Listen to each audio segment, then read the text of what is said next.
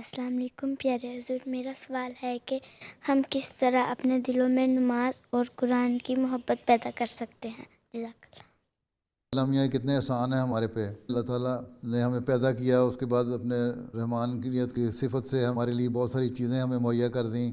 پھر ہم اگر اللہ تعالیٰ سے دعا مانگیں تو اللہ تعالیٰ ہمیں دیتا بھی ہے، ہماری قبول کرتا ہے دعائیں۔ پھر اللہ تعالیٰ نے قرآن جیسی کتاب ہمیں دے دی جس میں ساری باتیں لکھی گئیں، تو اس کو ہم پڑھتے ہیں، اس کا ترجمہ بھی پڑھیں تاکہ مطلب سیکھیں اور ہمارا علم بڑھے۔